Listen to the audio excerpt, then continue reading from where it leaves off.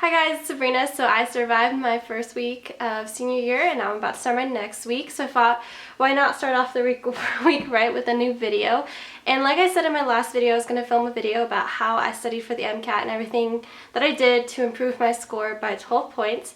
So I was just pulling out all this stuff and I got like really intense flashbacks of my life in the summer and it was really bad and I still have PTSD from studying from the MCAT. But anyway, so I'm going to explain to you guys everything that I did. Hopefully this helps you out. This is what worked for me.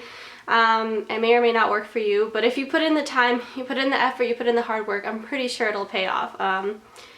You know, if you really want something, you really go for it. Usually in the end, you get it. So that's kind of how I believe in, how I see it. So hopefully this helps you out. A lot of you guys have been messaging me, emailing me, asking me what I did, and I did have like multiple videos throughout my summer telling you guys how I was changing up my studying, how I was studying and stuff, which I feel is pretty helpful if you guys want to look at those too, but I'll just do everything step by step on how I studied. I pulled out this MCAT book set and now I'm out of breath because it's so heavy. Okay, anyway, so let's get started. As you guys know, I did take the MCAT 2 times. The first time, I feel like I did not take it very seriously at all. I didn't really put in as much time or effort as I put during the summer. I didn't study the right way. And I don't know why. I just thought I'd get an amazing score if I just took the test. Be like, yeah, it can't be that bad. Like, I know all this stuff. I'll just take the test, get a good score. Definitely not how it worked out. So it was like a news flash for me, and sometimes you just need that in your life to like make you realize that you're doing something wrong. And I realized that I had completely wasted my winter break not doing anything right. I think I just had a hard time getting into it because it was winter break. You have Christmas, I had my birthday, you have New Year's, and I was home and I just wanted to spend time with my family, and I was struggling really hard to concentrate and focus. I was doing 8 hours a day, but I feel like it was not as strict as I was doing it this summer, and I just wasn't like efficiently using those 8 hours a day. So I changed up my study technique and I kind of just made up my own thing. I really wanted to do 8 hours a day. That just sounded really good to me. A full day of just studying. I guess that's how I don't know, I felt like I would get a lot done if I would do that every single day for 2 months. A lot of people say you need at least like 300 hours to study for the MCAT. So I kind of calculated it out, and it was around there if I studied like that for 2 months instead of doing it for like 3 months. I thought I would die if I did 3 months of 8 hours a day. So did 2 months, and I thought that would be good enough. I started right after school, and it actually gave myself 5 days off. So I ended school on Wednesday, May 11th, and I started studying May 16th on a Monday. And once I started, I never stopped. So I started on May 16th. That was my first full day. And what I first did for the first like 2 weeks or so is I went through every single one of these books. So in here there is a chem physics book, there is a biochem book, cars, psychology, sociology, what am I missing? Organic chemistry and general chemistry. So those are the books that are in this Princeton subject review complete set. So it has all the content that's going to be on the MCAT. A lot of people like to use different companies. They use Kaplan, they use exam crackers. There's other stuff to use if you guys are interested in that. I just wanted to do Princeton because that's what I used to study for my AP exams, and I did pretty good on my AP exams using Princeton, so I was thinking I'd just use the same thing since it worked before. And that's kind of why I decided to go with them. Alex is going to be studying with exam crackers, so she's going to be doing something completely different. And most of my friends did do Kaplan, so not a lot of people were studying with Princeton this summer.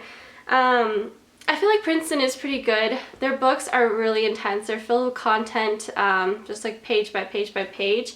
Sometimes it like doesn't go in as much detail as I'd want it to, or it goes in way too much detail than I want. I feel like Psych and Soc, everyone has the same problem, is that Psych and Soc does not have enough terms on it or enough definitions and stuff, and then AMC pulls out like different terms that you've never seen before and you're like, what? But you know, they do their best they can, I guess. You never know what to expect on the MCAT, honestly. So what I did was I read each of these books. I'm gonna pull out my notes, and I bought a couple of these. So I have 2 of these, 3 subject 120 sheets college ruled notebooks. So I bought these and I started taking notes. And it's funny, like I've read this so many times, they're like all bent and stuff and crinkled. I started with the things that I was like most good at / things that I knew I needed to review more. So I started with Gen Chem, and I kind of just took notes out of every single chapter, stuff that I thought I wouldn't remember, stuff that wasn't like, oh yeah, I remember this, and like things that I, you know, might end up forgetting for the MCAT. I would just write it down just in case. I would look over it again. And I did this for every single chapter out of every single book. So I did Gen Chem first. Then I'm pretty sure I did organic chemistry. Then I did physics, and I did physics kind of in the middle. It's a really big book. It's like 500 pages, and I also wanted to do it in the middle because it was my worst subject, so I kind of wanted to remember it the best and like take the most notes out of. Then I went on, I filled up the whole entire thing, and I started a new notebook with like psychology and sociology, and then ended it with biology and biochem. I also did, there's practice problems and practice tests at the end of each section and each chapter. So I would do those too. And I kind of just like, in one of these like separate ones where they have like the little tab, you guys can see I have a lot of like scratch work back here. This is kind of where I just did my practice passages and stuff. So yeah, and that's where I would do every single one of those problems. If I didn't get something, I'd definitely look back in this chapter if I didn't understand something and make sure I got it. If I missed a lot of stuff on like the practice passages, practice questions, which sometimes you do, sometimes you don't really get the stuff. I know physics, I was missing so much, I was like, okay, I'm literally gonna die on this section, like good luck, Sabrina. But I would just try to look back and make sure I understood it well enough. Let's see, what else did I do? I also have, there's practice passages. Princeton has practice like problems, like an entire set of practice problems. I have the PDF version of that, and it had it for OChem, for Gen Chem, for biology, for Psych and Soc, and for physics. And they had just tons and tons and tons of practice questions. So I had passages, like 81 passages, and each for like 5 to like 10 questions each, and I actually completed the entire thing of each section, which is crazy because they were so long, there were so many questions, I thought I'd never get through them. So I did tons and tons of practice. And so what I would do is the first 2 weeks, I feel like this video is gonna be really long. The first 2 weeks I just read these books and I took notes for the entire 8 hours. That's all I do. And then after I was done with that, the next 2 weeks I reread the books. I didn't really take notes as much, I just casually reread the books, and then I would do practice problems for the other 4 hours. So I'd split it half and half. And that's kind of how I split my time.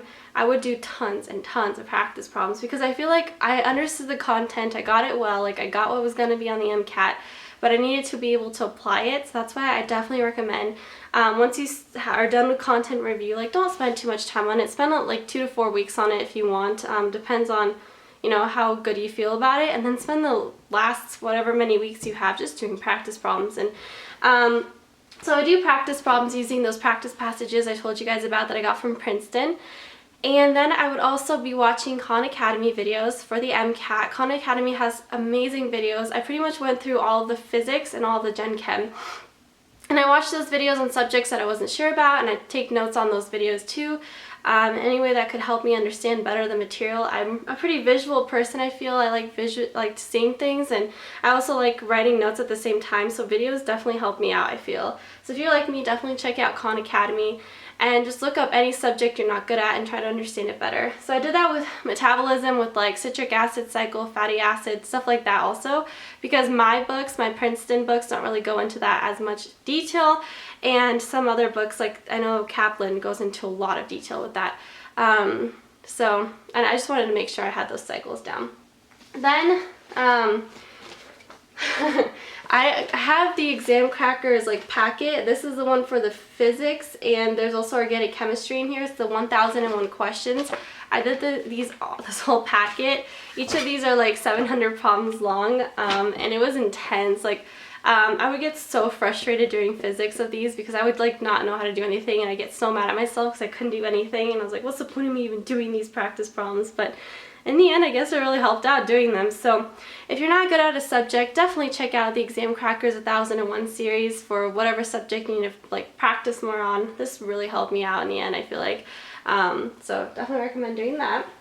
And then Princeton also has like these review things to look at of every single like big major section that's going to be on the MCAT. So like I just started looking over these and I started reviewing.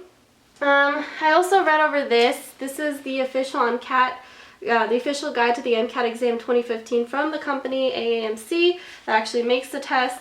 And I just started reading these. These also have some practice problems and like topics and stuff that you might need to know. This is a pretty helpful book. One of my friends gave it to me.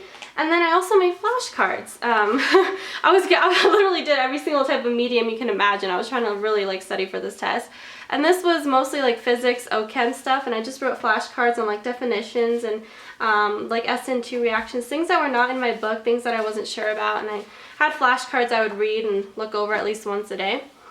So that is all of the material I used to study for the MCAT. I believe I mentioned everything. Okay, so as most of you guys know, AMC has a lot of like practice tests and a lot of like package bundles for you guys to use and utilize.